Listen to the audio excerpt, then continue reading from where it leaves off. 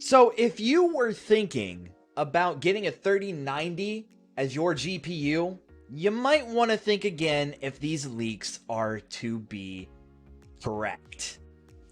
What are these leaks? Well, they're not good. If they are to be believed, they're not good. So let's talk about it. So all this information that I have here is you should take it with a grain of salt. Really, you should really take any leak or rumor at this point in time with a grain of salt. Until you see somebody with the card in their hand and testing it, all right, you should take it with a grain of salt. But be that as it may, this leak does say that it was a 3090 that was being tested. All right. So this information is coming from notebookcheck.net. All right. And their post says that the leaked benchmarks show the 3090 offering as little as a 5% increase in performance against the RTX 3080 for double the price. Yeah, double the price. You know, $700 for the 3080, $1,500 for the 3090. 5%. That is absolutely ridiculous if that is true.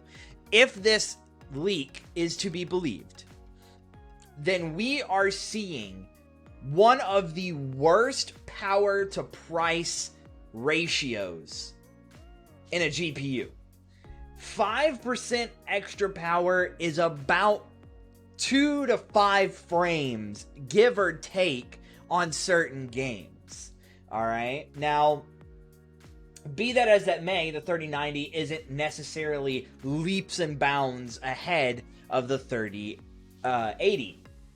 The 3090 is just, I do believe, has 20% more CUDA cores than the 3080 does.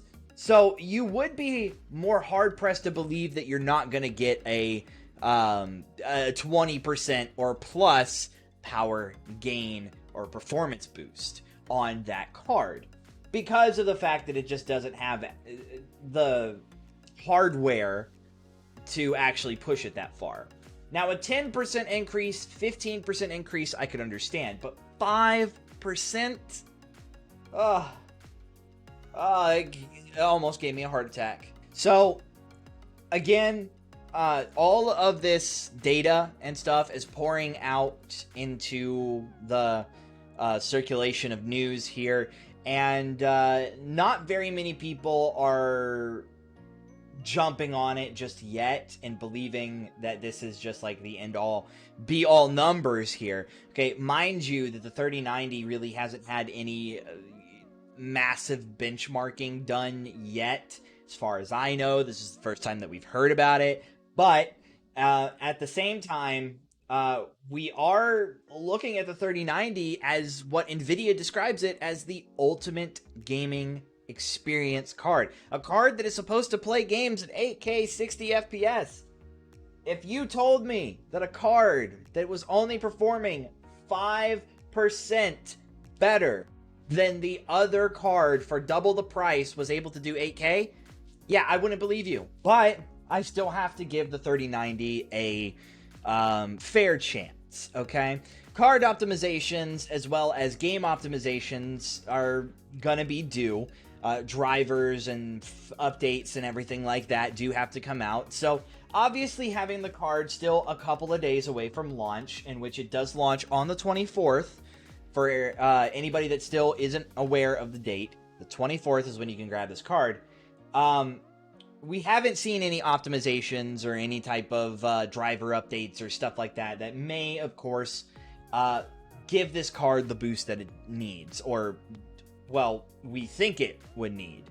And to be honest with you, I honestly think that's where we're at with this. I think that the 3090 is at a spot to where it needs to have the software upgrade, And once it gets the software upgrade, that is really when we're going to be seeing the bigger power increases. Now, again, I'm going to put this out here because when people hear the 8K 60 FPS, they're going to be thinking that the 3090 is leaps and bounds ahead of the 3080. Not necessarily. It's not leaps and bounds ahead of it. Do note that the 8K is because of DLSS 2.0, and it's not native 8K, okay? So, to put that in perspective, the card should run reliably about 20 to 25% better in performance to kind of get to that spot to where the advertisements would be somewhat true. And with DLSS 2.0, we do know that it is capable of doing a lot of good things, and it can possibly be capable of doing that 8K, you know? So, we just have to wait and see. We just have to wait and see, because if it is that 5% like it is being leaked to be, then I don't believe that 8K 60 FPS was a true thing. I think that it just wasn't true. One last thing I do have to update on the 3090 is the 3090 is still SLI compatible. At least by what Nvidia says, you can still SLI 3090s. Now the 3080s and the 3070s are not SLI compatible, so you won't be able to use two of them inside of one PC. But the 3090 is. So if you do want to drop $3,000 on two 3090s to get as much power as you possibly can, you can go and do that. But do know that SLI has been all but phased out at this point, so it would kind of be more of a waste of money. But if you're running some sort of workstation rig or something like that, hey, you might need them. But I would like to know what you guys think, okay? I want to know what you guys think about the 3090 and this whole 5% power increase. Do you think that the leaks are real? Do you think that this card is just going to get better over time until release? Or are you just going to stick with these leaks, run with them, and say that this card is just not worth the price?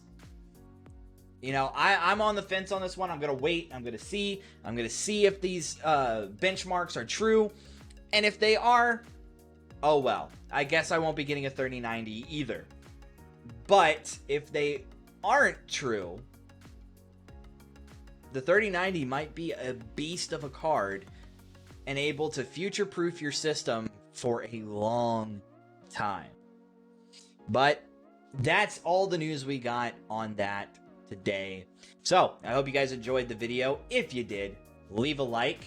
And if you want to see more videos, including news about the PlayStation 5, the upcoming Xbox, and also 3090s and 3080s, go ahead and hit that subscribe button to stay up to date on all the videos that I'll be releasing on all of these topics. That's it. My name is Dankelberg, and I'll see you guys in the next video.